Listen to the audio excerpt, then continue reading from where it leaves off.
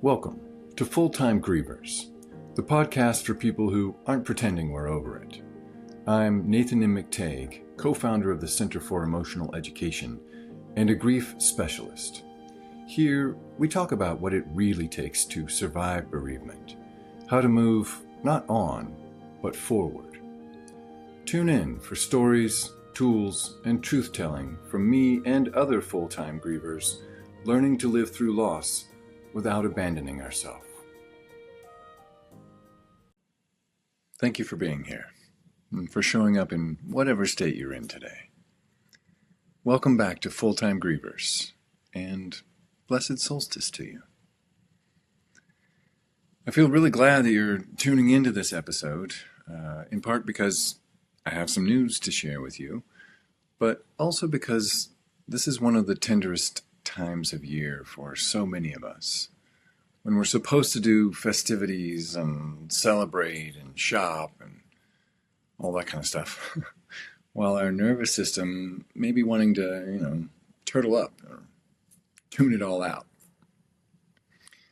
It's a season that, invites many of us inward, whether or not we give ourselves permission to follow that instinct. And today's episode is, it's a doorway for me, for the show, and for all of us as grievers. As most of you know, this podcast has been a co-creation, a shared conversation, a shared holding of the weight and the wonder of grief.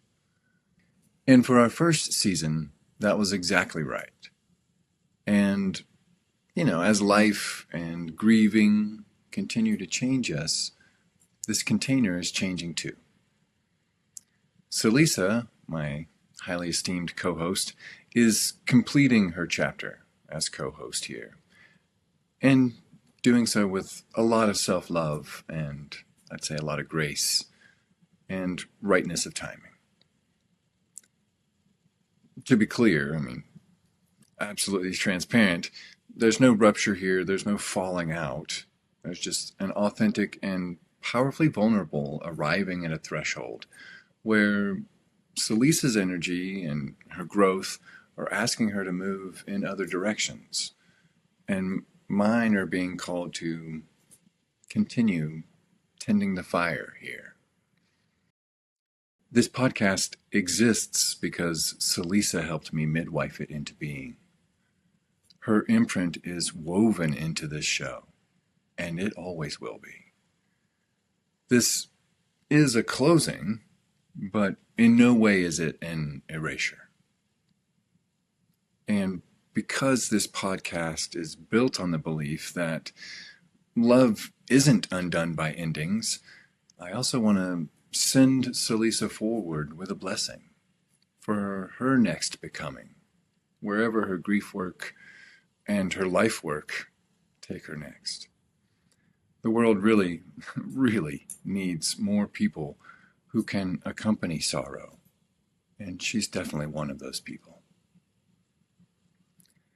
And now, this show, this vessel itself, is widening. The next chapter of Full-Time Grievers will still move with a similar center of gravity, but more countercultural truth-telling, right? More nervous system literacy for grievers, more honoring grief as a transformation, not a malfunction, more rituals, more tools, more processes to support you. In the course of that, we'll be switching between 4 types of episodes in a kind of loose rotation.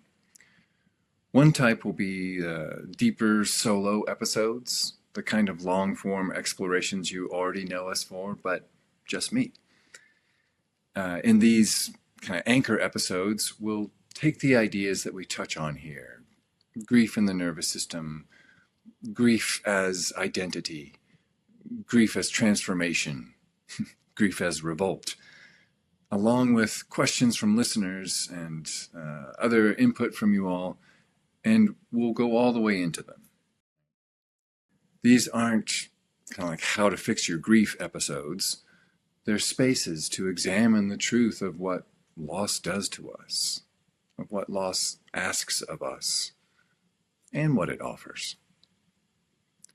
These will drop about every 3 weeks, and they'll be the backbone of this new season. In between those longer episodes, there will be mini episodes, or mini-sodes as I like to call them. These will be short, steady touch points to help you feel, well, hopefully to help you feel less alone in the day-to-day reality of grieving. These aren't going to be pep talks. They won't be productivity tips. They'll be just simple offerings, a truth, a ritual, a nervous system reminder, a moment of permission. Something that you can hopefully listen to on a walk or in the car, although sometimes there'll be meditations, so don't do those in the car because you need to keep your eyes open. Or, other times when, everything suddenly wells up again and you need a resource to go to. You need a safe space. These mini-sodes will be peppered in to give you regular places to land without needing like a full hour of bandwidth to tune in. We'll also be having conversations with other teachers, other writers, somatic practitioners, ritual facilitators, grief support practitioners whose work I deeply respect. These aren't going to be just polite interviews either, or surface level chats, right? There'll be real talk about the things that people don't usually talk about, the parts of grief that I think need more room and don't usually show up on social media. I want you to be able to hear from people who are living these truths, right, in their bodies and in their communities, and who can widen the lens on how we see grieving. You'll start hearing these guest episodes a few weeks into the new season, just after the new year. And I think you'll be pleasantly surprised who my first interview is with. And there's also something else new that I'm bringing into the show, something I've really wanted to add for a long time. It's called the Grief Confessionals. Now, this is going to be a place to tell the truth about grief, right? Just like the show, but from listeners. The parts that maybe you're not supposed to say out loud. Like the anger, right? The longing, the exhaustion, the guilt, for sure, but maybe also the beauty, and definitely that ache that stays with us that often doesn't have anywhere else to go. You can share anonymously if you prefer, and some of these will actually be read on the show in the future, so we can build a collective archive of what grief is actually like, from one full-time griever to another. If there's something that you've been carrying that needs somewhere to go, I'd be honored to hold whatever you choose to share. And you'll find the link in the show notes. Again, that's the Grief Confessionals, and I hope you'll both contribute and keep an ear out for those episodes. In this next season, and really beyond, we're going deeper into these waves of bereavement. A little bit braver, because we've been at this for a little while. A little bit more unapologetically owning our own process, if you will, and if you won't. Where grief, isn't, we don't even treat it as a thing that we get through, but as a metamorphosis, an ongoing becoming that hurts like hell, and we wouldn't wish on anyone, but that can also reshape us into someone more real, more present, and more grounded in what really matters. And rather than just tell you that the container is changing, I want to honor this threshold with you, here and now, with a small blessing for this season and for the doorway that you might be standing in too. Now, you may wish to close your eyes for this part, or at least soften your gaze so you aren't focused on what's in front of you. If you happen to be driving, maybe pause and come back to this part later, or pull over and enjoy a nice bit of restive meditation and blessing with this part. I want to invite you next to take in a quickish full inhale, and then let your exhale out very, very slowly, allowing it to become super long and flowing. And we'll do another quickish full inhale, and long, super slow exhale. Really looking to lengthen the exhale so it takes at least twice as long as your inhales. Again, in, long, slow, easy out.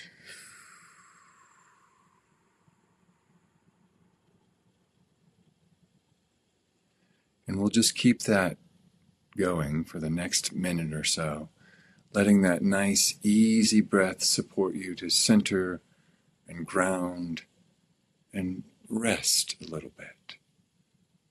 Letting your breath melt any tension or stress in your body.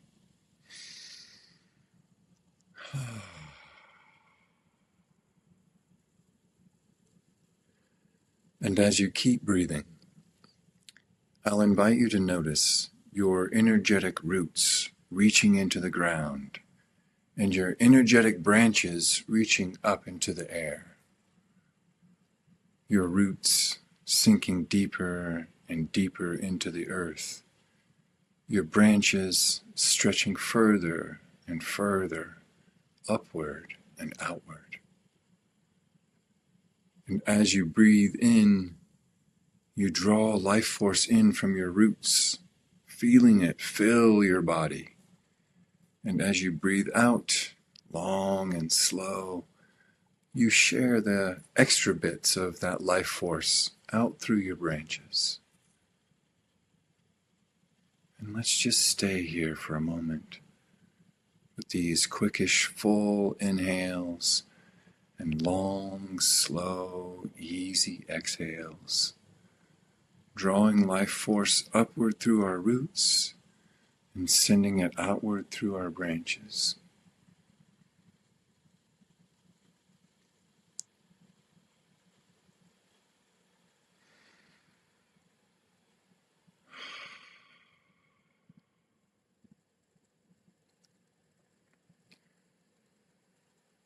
In this nurtured state, drawing in and slowly, easily sending out that which is ours to share or to give away, I'll invite you to notice, is there some essence or some part of your loved one here too? Is there something of them where your roots nestle? Is there something of them in or near your trunk?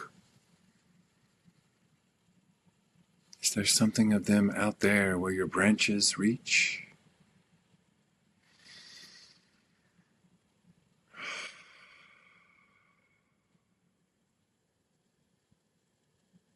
See if you can feel them near you.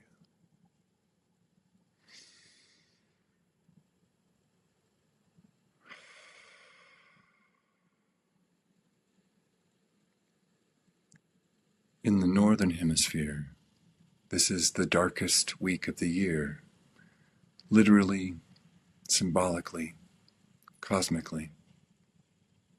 And grief knows the darkness intimately, not as punishment, but as earth.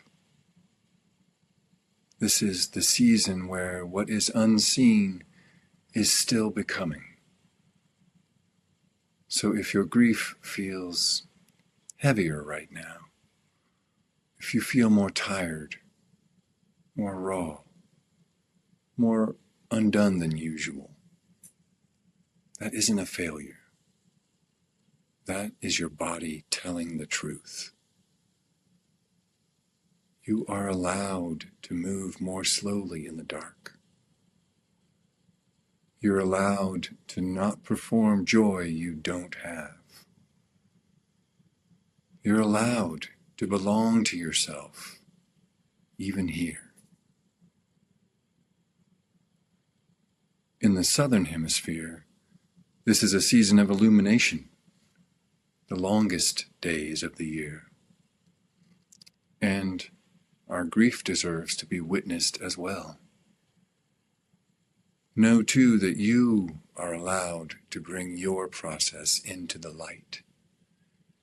You're allowed to be visible in your bereavement, in your sorrow, in your truth. You're allowed to belong in the world, even as you grieve. And so, for you, listening in this liminal turning of the year, a blessing. May the part of you that is still broken open be met with gentleness and with empathy, instead of urgency or platitudes or shame.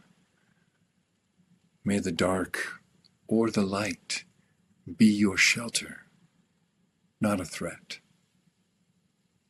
May you remember that seeds spend months becoming before anything green ever touches the air.